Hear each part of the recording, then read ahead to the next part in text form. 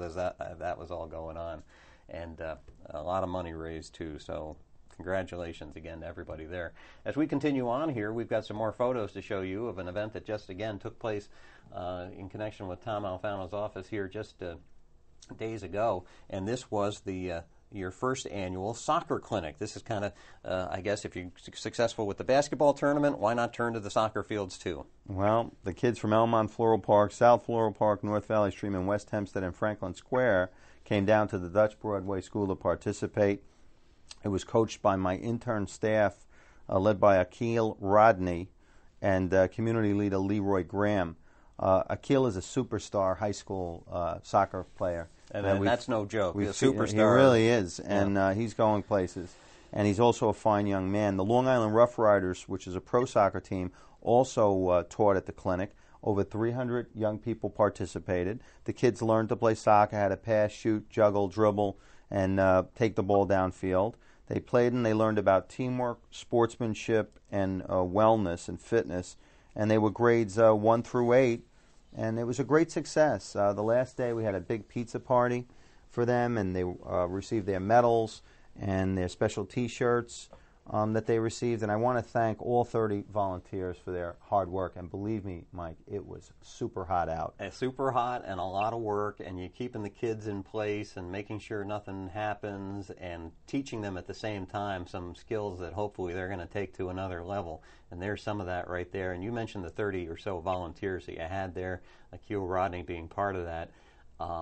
The volunteers, we talk about that all the time. It's not just fun for the kids and they show up and it just happens. There's an awful lot of people that get involved with this to make these things a reality. And those volunteers, they're just giving of their time. And that's one of the things that makes Elmont such a special place. It's really true, and it's not as common as you think. I mean, these are young kids, teenagers who could be at the beach, who could be working in other capacities for money.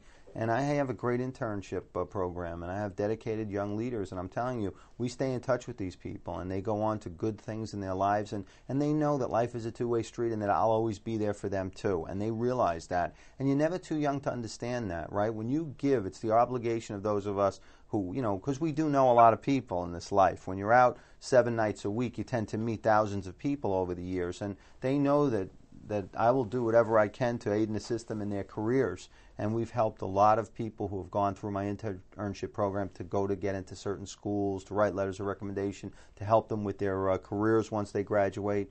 But it's a good message. And we are, the great thing about this show is that we do get to focus on the success stories, the great events, the great kids, the recognition, the people in the community the way they interact and all that. And we're going to leave you today with another terrific success story. This is from an event that took place here in Albany, in which Tom Alfano had a chance to recognize someone as part of the Excelsior Awards program. This is an awards program that has been going on for years to recognize people with disabilities. Euclid is an outstanding student who has consistently challenged himself by taking very rigorous course loads every year. He takes advanced placement courses in statistics, can't even say it, economics, and government. He's on the honor roll. He has won numerous academic awards. His teachers find him to have a maturity and a work ethic far beyond his years. He's remarkably articulate and well-versed in current affairs. We often discuss government and politics together. He's one of my informal advisors. And his enthusiasm extends far beyond the classroom. He's involved in the poetry club, the newspaper, the peer helpers, the school's drama program, and has a passion for acting, which has enabled him to have a significant role in the productions of Les Miserables, Aida, and Fright Night.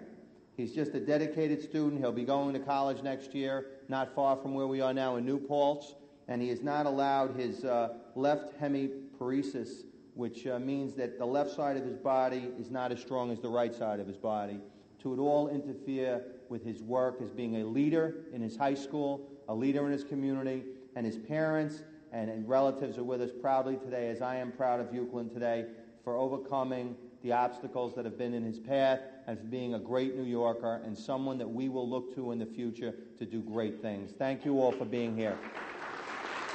Euclid, congratulations.